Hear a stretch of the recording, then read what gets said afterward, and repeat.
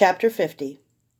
It turned out that Sister Ariel Wyatt Sephaste had stayed in Taurus Bend for several weeks, and the villagers knew her well. Though few people were comfortable having a sister in their presence, she had struck them as scholarly, absent-minded, and kind. The description was an immense comfort to Elaine. It meant the letter was probably legitimate. That left her with a problem. Did she go north toward the Chantry after Uli, or did she go west after Kyler? She'd decided she had to go after Uli. Scenario wasn't safe for her. Her presence would make Kyler's work harder to accomplish, and she couldn't help him. The Chantry was safe, if intimidating, and Elaine could at least make sure that Uli was safe, if not take her home. So she continued north the next day. Aside from nearly exhausting her small savings, a night in a bed had only seemed to remind her body of all its aches, so she wasn't making good time. She'd get to the Chantry faster if she made her horse go faster than a walk. But the very thought of a canter made Elaine groan. The mare's ears flicked up, as if wondering what she was saying. Then Elaine saw the rider. 40 paces away, he wore black armor, though no helmet, and he carried neither sword nor shield. He was hunched over in the saddle on a small, long-haired horse. The man's hand was pressed to his side, covering a wound, his pale face spotted with blood. As Elaine pulled her mare to an abrupt stop, he looked up and saw her. His lips worked, but no words came. He tried again. "Help, please," he said in a hoarse whisper. She flicked her reins and came to his side. Despite the pain on his face, he was a handsome young man, barely older than she was. "Water," he begged. Elaine grabbed her water-skin, then paused. The young warrior had a full wineskin dangling from his saddle. His pallor wasn't the paleness of blood lost. He was Caledonian. His eyes lit with triumph even as she dug in her heels. He snatched the rein nearest him. Elaine's mare danced in a circle that the man's smaller horse quickly followed. Elaine tried to jump out of the saddle, but her leg was trapped between the horses. Then his mailed fist flashed. It caught her above the ear, and she fell. It was a descent into hell. Logan was too weak to do even half of the work in lowering himself, but Nasher seemed content to do almost all of it, lowering them hand under hand. Logan just watched. The first 20 feet was sheer black fireglass that made up the hole, utterly smooth and featureless. Then the hole opened up in an enormous chamber. Iridescent green algae clung to the distant walls and gave off just enough light to see dimly, and it was as if they'd plunged into an alien world.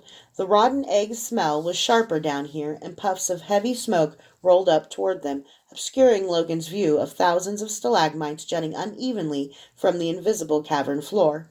The howlers were quiet, and Logan prayed they would stay that way. Over the months, he'd lost his confidence that the sound was merely wind rising through the rocks. Nasher was beginning to breathe heavily, but he maintained the same pace, hand under hand. All around them, except from directly beneath the hole itself, stalactites glistened like icy knives, and the sound of water dripping from their tips lay just beneath the rush of wind. The wind barely moaned as it rose from the depths. They descended for 2 more minutes before Logan saw the first corpse.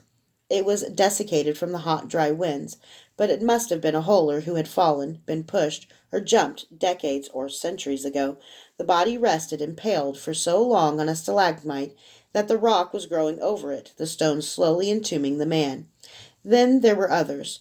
Nasher had to slow his descent several times to push off from stalagmites, and each time they saw inmates who'd never had rope. Some were even older than the first, their bodies gashed from hitting several stalagmites on the way down. Some were missing body parts, having had them sheared off by the rock or fallen off through the years, but the slickness of the stalagmites had prevented rats from getting to them, and the sheer wind had kept them from rotting. The only unrecognizable bodies were the few along the wetter areas by the wall that had become homes for the algae. These glowed green, like ghosts trying to pull out of the wall. Finally, they began reaching ledges, most of them too far off to one side for Logan and Nash to reach.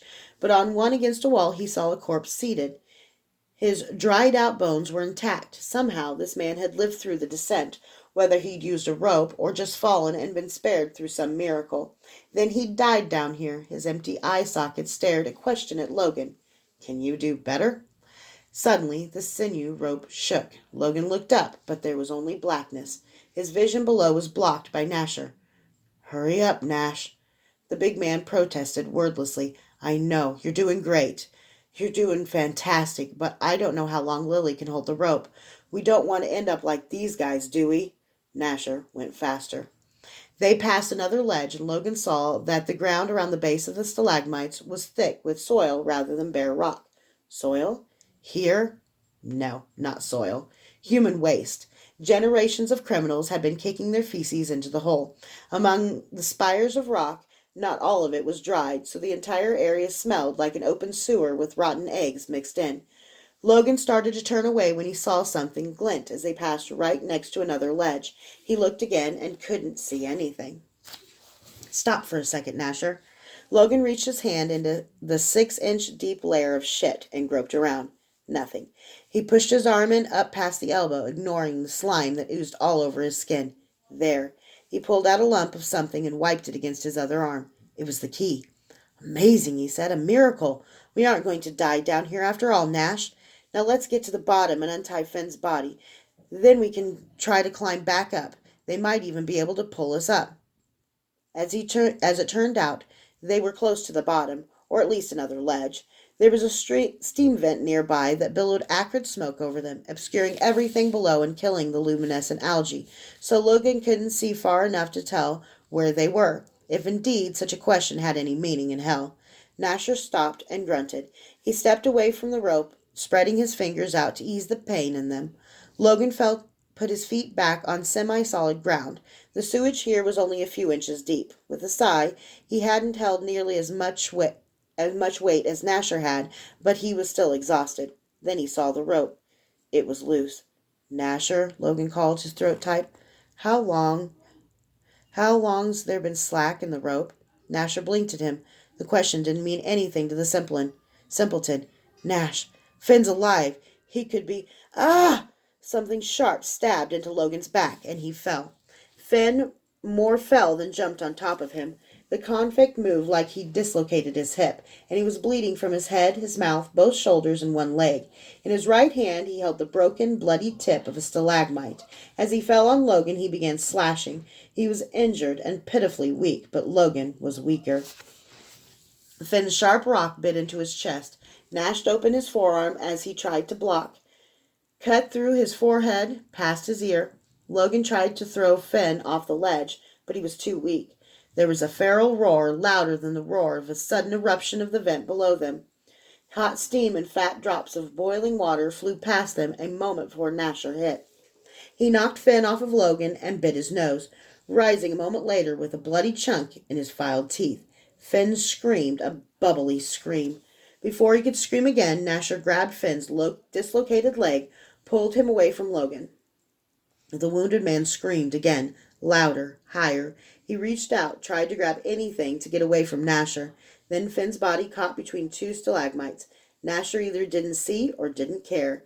He had decided to pull Finn away from Logan, and that was what he was going to do. Logan saw the misshapen man's shoulders bunch, the muscles stringy knots of power. Nasher braced his feet and roared as Finn screamed. There was a rending sound as the dislocated leg gave way. Nasher stumbled and fell as he ripped Finn's leg off and sent it sailing into the abyss. Finn locked hateful eyes on Logan as he gasped his last breaths, his life's blood spurting from his torn hip, his face ghost pale. See you in hell, King, he said. I've already done my time, Logan said. He held up the key. I'm leaving. Finn's eyes flared with hatred and disbelief, but he didn't have the strength to speak. The hate slowly left his open eyes. He was dead. Nash, you are amazing. Thank you. Nash smiled, with his filed, bloody teeth. It was a gruesome sight, but he meant well. Logan trembled. He was bleeding pretty badly. He didn't know if he'd make it, even if they ran into no problems getting out of the hole and out of the maw. But there was no reason for Nash to die too, or Lily, and Nash wouldn't climb the rope without him. He knew that. All right, Nash, you're strong. Are you strong enough to climb out of here? Nash nodded and flexed. He liked being called strong. Then let's get out of this hell, Logan said, but even as he grabbed the rope, he felt a slackness in it. A moment later, the entire length of the sinew rope fell around them. There would be no climbing out. There would be no using the precious key. There would be no escape. The Holers had dropped the rope.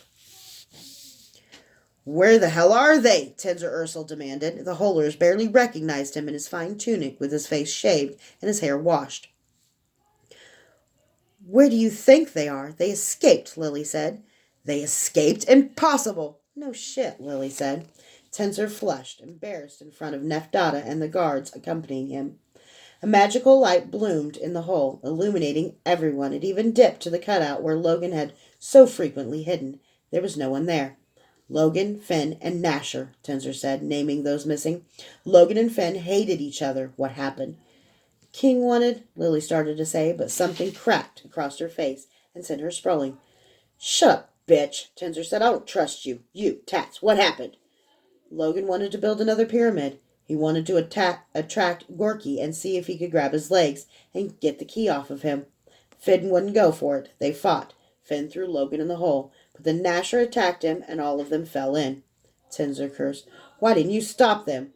"And fall in myself," Tat said. "Anyone who's tangled with Finn or Logan or Nash gets killed, buddy. Your Highness, you were down here long enough to know that." "Could they have survived the fall?" Neftata asked in his icy voice. One of the newer inmates yelped, and everyone looked at him. "No," he shouted. "Please!" A bright ball of magical light struck to his chest and another to his back and lifted him over the hole. Then he fell. Everyone crowded around the hole, watching the light disappear into the darkness. 5, 6, 7, Neff said. The light winked out right before 8. He looked at Tenzer. "No." "Well, I can't say your father will be pleased," Tenzer cursed. "Take them, Neff. Kill them. Do whatever you do, but make it painful."